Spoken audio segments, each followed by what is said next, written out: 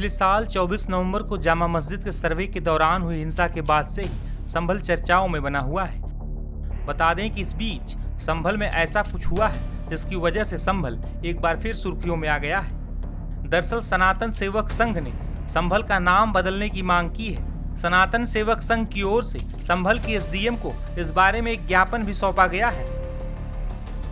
इस ज्ञापन में संभल का नाम बदलने के साथ साथ सभी चौराहों पर परशुराम और पृथ्वीराज चौहान की प्रतिमा स्थापित करने की मांग की गई है। ज्ञापन देने के बाद सनातन सेवा संघ की ओर से इस पर क्या कहा गया है, सुनिए। ज्ञापन इस संबंध में दिया है हमने कि संभल जो है पुराणों में इसका महत्व है और संभल इसमें हम शंभू के नाम से ये नगरी है, तो शाह जो है चेंज है इसमें, और हम जो इसमें बड़ा शाह है वो इसमें हम मांग करते हैं कि संभल को संभल नाम से जाना जाए। दूसरी मांग ये है कि भगवान श्री कल्कि का अवतार संभल में होना है और इनके गुरु जो भगवान परशुराम हैं, इनकी मूर्ति संभल में किसी चौराहे पर स्थापित की जाए भव्य तरीके से। तीसरी मांग हमारी यह है कि पृथ्वीराज चौहान की ये राजधानी संभल रहा है, तो पृथ्वीराज चौहान की एक मूर्ति चंदोसी चौराहे पर स्थापित हो। किसको संबोधित किया गया? ये ज्ञापन हमारा माननीय मुख्यमंत्री महोदय के नाम है और एसडीएम मैडम को हमने उनके माध्यम से किसके बैनर तले दिया है? सनातन सेवक संघ के बैनर तले हमने ये ज्ञापन दिया। जैसे आप लोगों को ये संज्ञान में भी होगा कि संभल आज की नहीं, एक पौराणिक नगरी है और इसका सबसे पहले सत्यव्रत नाम था, उसके बाद पिंगल हुआ और धीरे धीरे करके इसका नाम संभल हो गया। उस संभल में जो शाह सिटी वाला, उसकी जगह शरीफे वाला शाह होना चाहिए ना, जिससे कि हम उसे शंभू की नगरी के हिसाब से जाने और हमें ये पता होना चाहिए कि ये शंभू की नगरी है तो संभल के नाम से जाना जाए। और इसके अलावा आपको ज्ञात होगा कि ये जो है पहले से ही प्राचीन युग से ही, जिस समय हमारे यहाँ पर पृथ्वीराज चौहान थे, उनकी राजधानी संभल रही है, जहाँ पर उन्होंने विभिन्न बेला का थान वगैरह काफी चीजें बनवाई गई।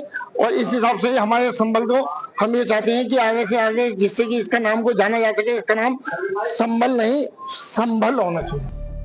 बता दें कि 14 मार्च को होली के साथ साथ जुमे की नमाज भी होनी है, जिसे लेकर जमकर बयानबाजी हो रही है। इस बीच संभल में स्थानीय प्रशासन ने पीस कमेटी की बैठक आयोजित की थी।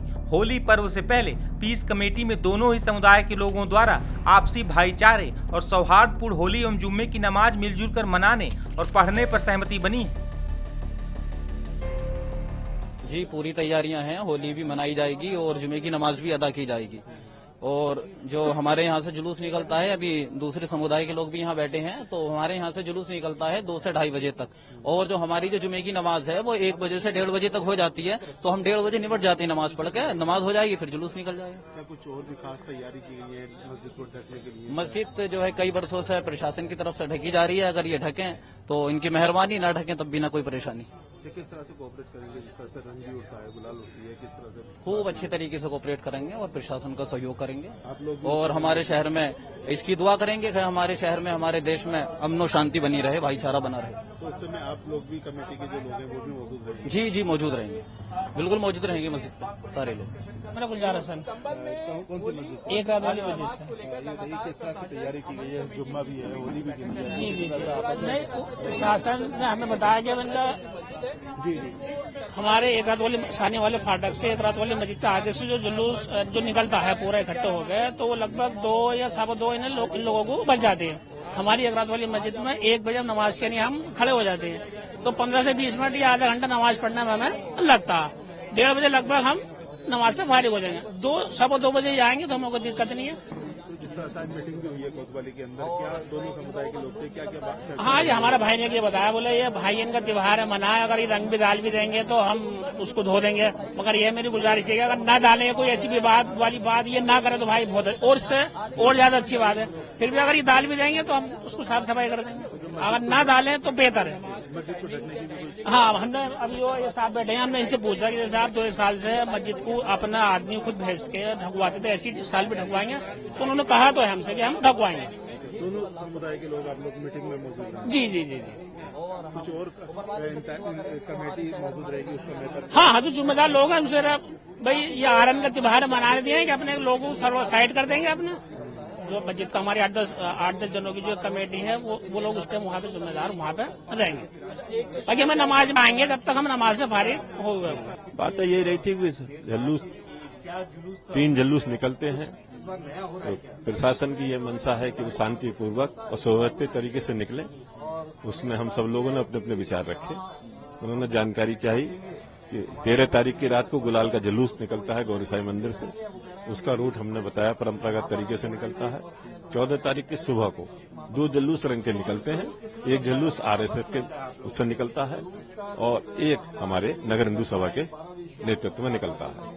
उसका रूट हमने बताया। इस रूट पर पढ़ने वाली मस्जिदों को प्रशासन पहले की तरह जो ढकता आया है, अब ढकने की बात और सहमति की बात आपस में हम लोगों की हुई। उन लोगों ने, मस्जिद कमेटी के लोगों ने कहा कि जैसे आप पहले ढकते आए हैं, हमें कोई आपत्ति नहीं है। कुछ लोगों ने ये विचार रखा कि जैसे आपका जुलूस हमारी मस्जिद पर 2 बजे करीब आता है, उसमें हम अगर उससे पहले 1 बजे नमाज पढ़ रहे हैं तो आपको कोई आपत्ति, हमें कोई आपत्ति नहीं है।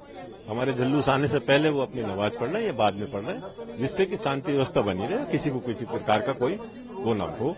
इसलिए हमने ये सब बात अपनी रखी, सुनी। एडिशनल साहब ने बहुत सही तरीके से सबको समझाया और बताया कि भाई आप जो है अपने अपने त्योहार अपने अपने तरीके से मनाएं। तो रमजान का महीना है, जुम्मे का दिन है, इसको लेकर के प्रशासन बहुत सतर्क है और हम सब लोग भी सब बहुत सावधानी के साथ इस काम को करेंगे। दोनों लोग कोऑपरेट करेंगे, दोनों समुदाय के अभी जो चर्चा। हाँ, यही बात बताई है, सबने सब कहा है। जितने कमेटी मस्जिद कमेटी के लोग आए थे, उन्होंने यही कहा है कि हमें कोई आपत्ति नहीं है, मस्जिद ढकने से कोई हमें आपत्ति नहीं है, नमाज पहले और बाद में पढ़ने में हमें कोई आपत्ति नहीं है। बहुत ही सांप्रदायिक शांतिपूर्वक अपने रमजान की ये जुम्मे की नमाज और रंग के लिए सभी ने आश्वस्त किया प्रशासन को। हम लोग भी ये पूरा प्रयास करेंगे कि शांति बनी रहे, व्यवस्था बनी रहे, पहले की भांति ये रंग ऐसा होता है। वह संभल पुलिस की ओर से संभल में होली और जुमे की नमाज को लेकर की गई तैयारियों को लेकर जानकारी दी गई है।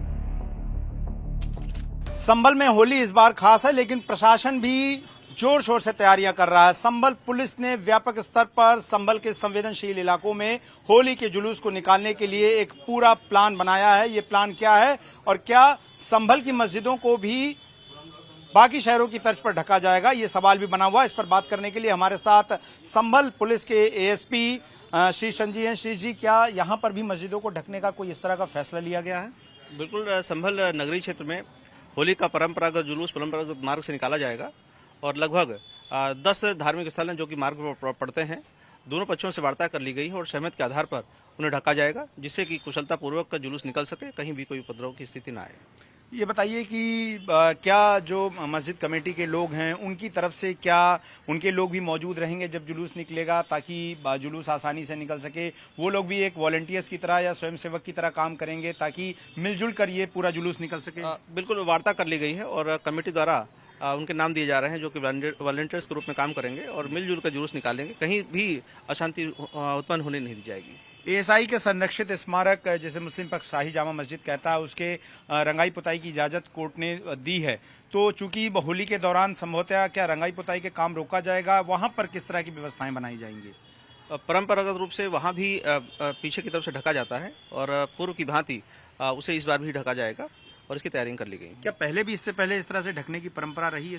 बिल्कुल, लगातार रही है और पिछले 2-3 वर्षों से ढका जा रहा है और जामा मस्जिद के पीछे का जो भाग है उसको भी ढका जाता है। इस बार भी यही किया जाएगा। आखिरी में सर एक सवाल, चूंकि संभल एक बड़ा शहर है और संवेदनशील भी है, किस तरीके से पुलिस फोर्सेस का डिप्लॉयमेंट इस बार किया जा रहा है? पर्याप्त पुलिस बल लगाया गया है और साथ ही ड्यूटी चार्ट के आधार पर सेक्टर जोनल व्यवस्था लागू की गई है और पर्याप्त पुलिस बल के आधार पर पूर्णतः शांति व्यवस्था स्थापित की जाएगी और सकुशल जुलूस निकाला जाएगा। चलिए, तो ये बहुत बड़ी खबर है कि संभल में इस बार जो मस्जिदें जो कि होली जुलूस के पारंपरिक रास्तों पर पड़ रही हैं, उनके उन हिस्सों को ढका जाएगा ताकि होली के दौरान खेले जाने वाला रंग उन पर न पड़े। साथ ही साथ शाही जामा मस्जिद जो कि विवादों के केंद्र में है, उसके पिछले हिस्से को भी ढक दिया जाएगा और मस्जिद कमेटी के तमाम लोग स्वयं सेवक के तौर पर काम करते हुए, वॉलंटियर्स के तौर पर काम करते हुए जुलूस के वहां पर निकलने के लिए जो है रास्ता बनाएंगे और इस बात की ताकीद करेंगे कि सद्भावना के साथ ये जो पूरा होली का जुलूस है वो संभल शहर में निकल सके। वीडियो जर्नलिस्ट अंकित के साथ गौरव श्रीवास्तव, टाइम्स नाउ भारत, संभल।